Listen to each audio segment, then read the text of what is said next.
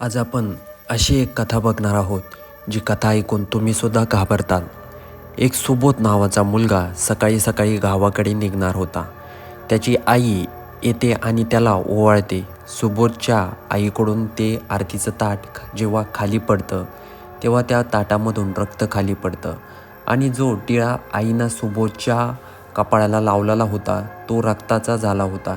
त्यानंतर सुबोधला अचानक जाग येते.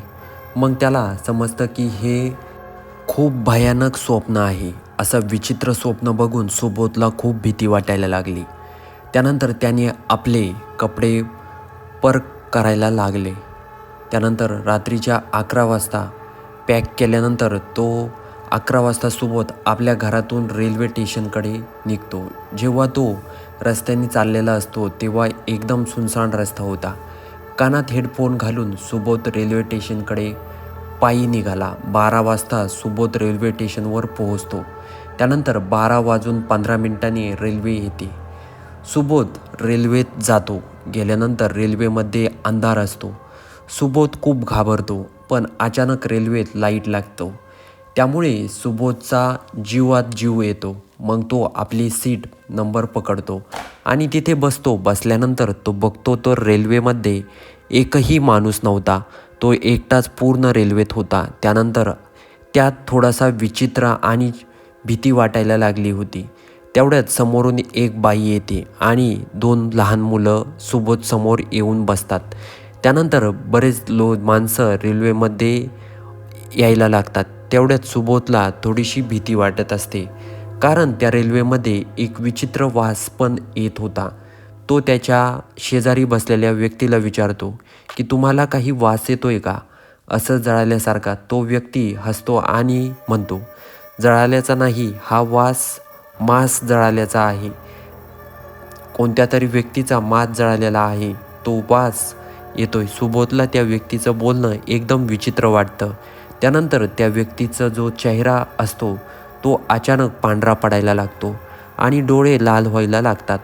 सुबोध मग दुसरीकडे आपली मान वळवतो. तेवढ्यात समोर बसलेली सुंदर बाई सुबोधला विचारते, आई अडचण आहे का, काही अडचण आहे का? त्यानंतर सुबोध सगळं सांगतो. ती बाई पण बोलायला लागते, मृत्यू कधी येतो, कधी येऊ शकतो, हे कोणीही सांगू शकत नाही. त्या बाईचं बोलणं ऐकून सुबोध म्हणतो, आज काही झालं या लोकांना, सगळं असंच बोलत आहे. तेवढ्यात तिथे एक TC येतो. TC सुबोधला तिकीट मागतो. सुबोध तिकीट दाखवतो तर त्या तिकिटावर TC बोलतो, आजचं तिकीट कुठं आहे, दाखव तू, उद्याचं का दाखवतोय? त्यानंतर सुबोध बोलतो, आज तर 21 तारीख आहे ना. TC बोलतो, नाही, 20 तारखेचं तिकीट आहे, दाखव. त्यानंतर ती महिलेला पण TC तिकीट मागतो. महिला तिकीट देते. त्या तिकिटावर 20 तारीख असते. TC बोलतो, बरोबर आहे. त्यानंतर सुबोध आपल्या मित्राला कॉल करतो. त्यानंतर त्याचा मित्र बोलतो, अरे मी तर तुझं तिकीट ऑर्डर केलं होतं ना, मग असं कसं होऊ शकतं? त्यानंतर सुबोधचा मित्र विचारतो, तू कोणत्या रेल्वेत बसला आहे? त्यानंतर सुबोध बोलतो, सांगतो. तर सुबोधचा जो मित्र असतो तो बोलतो, काल त्या रेल्वेचा ॲक्सिडेंट झाला आहे, तुला कळतं आहे का? त्यानंतर रेल्वेचा त्या सुबोधला आश्चर्यचकित होतो, पण सुबोधला काही विश्वास बसत नाही. त्यानंतर त्याचा एका मित्र होता गुगलवर. तो मित्र बोलतो की गुगलवर तू सर्च कर रेल्वे ॲक्सिडेंट. त्यानंतर सुबोध आपल्या मोबाईलवर सर्च करून बघतो. जो सुबोध असतो तो गुगलला सर्च करत बघत असतो, काय रेल्वेचा कालचा ॲक्सिडेंट कसा झाला काय. ते बघून सुबोध खूप घाबरतो. या रेल्वेचा तर ॲक्सिडेंट झाला आहे, मग मी या रेल्वेत बसलो कसं? आणि तिथून तो पळायला लागतो. तेवढ्यात दरवाजावर काही लोक जमा होतात आणि त्याच्या शरीराला आग लागलेली असते. सुबोध बोलतो, कोण आहे तुम्ही? तर ते व्यक्ती बोलतात, ओळखलं नाही का आम्हाला? आमचा कालच मृत्यू झाला आहे.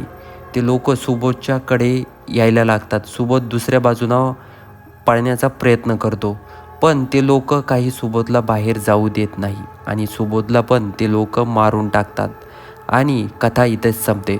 तर प्रेक्षक मित्र हो, व्हिडिओ आवडला असेल तर चॅनलला सबस्क्राईब करायला विसरू नका.